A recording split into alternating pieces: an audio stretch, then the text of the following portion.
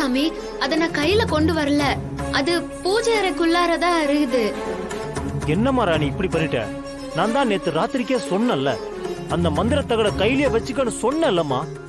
அந்த மந்திர எந்திர தகடு அதனுடைய முழு வீரியத்தையும் காட்டுறதுக்கான நேரம் வந்துருச்சு.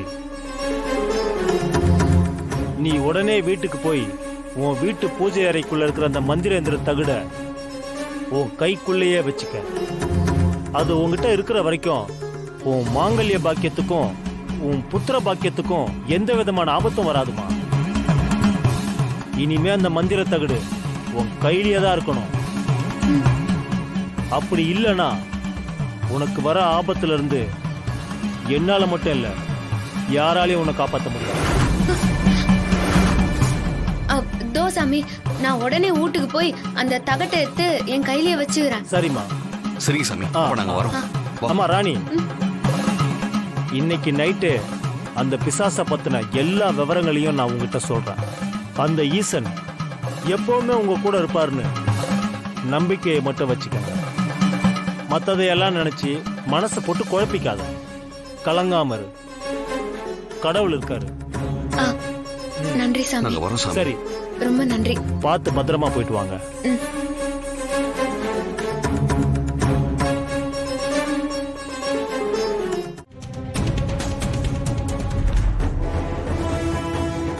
தமன்னா போலாம்.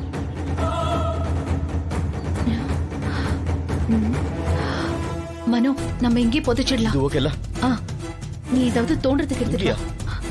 ஒரு நிமிஷம் இரு, வரேன்.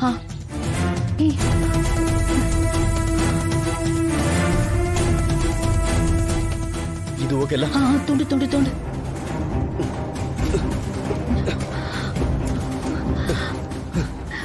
சீக்கிரமா தோண்டு மனோ. வேணா நீ தோண்ட. சும்மா எப்ப பார்த்தாலும் என்னையே தோண்டு தோண்டுன்னு இரு. தோண்டு.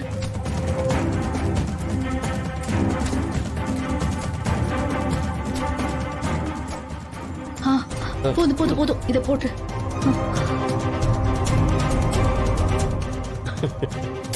என்ன பாத்துட்டு இருக்க?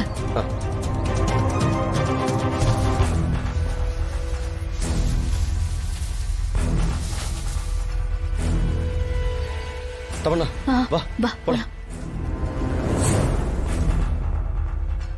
ஐயோ ராணி, நல்லா தேடு. நீங்க எவ்வளவு தேடினாலும் அது கிடைக்கவே போறதில்ல. தமன்னா, அது எப்படி கிடைக்கும்? நாம தான் அதை எடுத்துட்டு போய் சேஃபா புதைச்சு வச்சிருக்கோம்ல. உனக்கு ஒண்ணு தெரியுமா தமன்னா, எவ்வளவு பெரிய பேட்ஸ்மேனா இருந்தாலும் எல்லா மேட்ச்லயும் செஞ்சுரி அடிக்க முடியாது. இந்த மேட்ச்ல அந்த ராணி டக் அவுட் ஆக தான் போறா. நீ வேணா பாத்துட்டே இரு.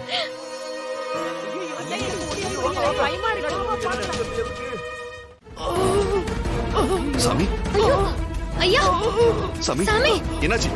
சாமி, ராணி, சாமி, என்னாச்சு சாமி?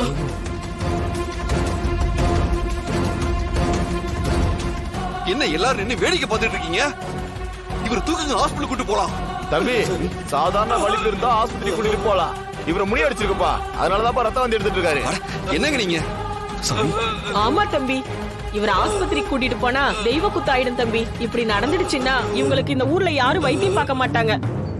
என்ன மனோ, பூசாரிய பாக்கு ரத்தகாவு வாங்கிடுச்சு போல.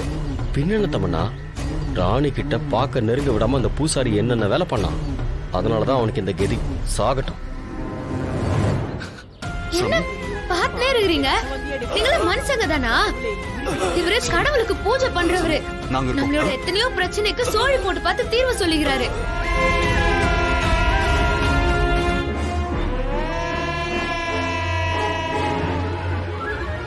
அவருக்கு போய் செய்யறதுக்கு எல்லாரும் யோசிக்கிறீங்களே. இங்க பாருமா, நீ இந்த ஊருக்கு வந்துட்டு போறவ, நாங்களே இங்கே இருக்கிறவங்க.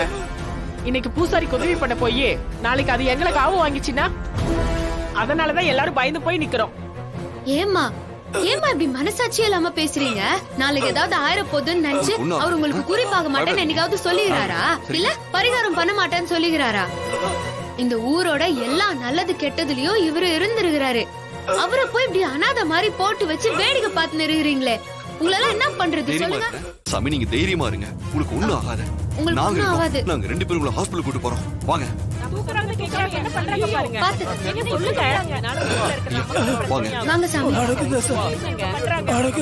ஐயனார் கோவில் சொல்றதையும் கேட்க மாட்டேங்கிறாங்க தெற்கு தசை ஐயனார் கோவில்.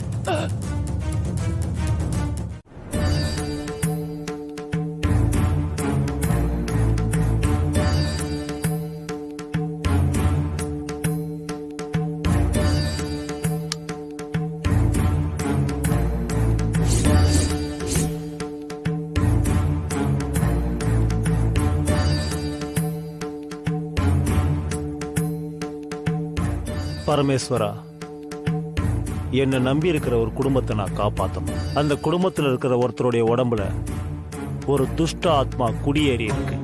அது யாருடைய உடம்புல இருக்கு, எதனால இந்த உடம்புக்குள்ள வந்துச்சு, இது எல்லாமே தெரிஞ்சுக்கணும். அப்படி தெரிஞ்சாதான் என்னால் அந்த குடும்பத்துக்கு ஏதாவது உதவி பண்ண முடியும்.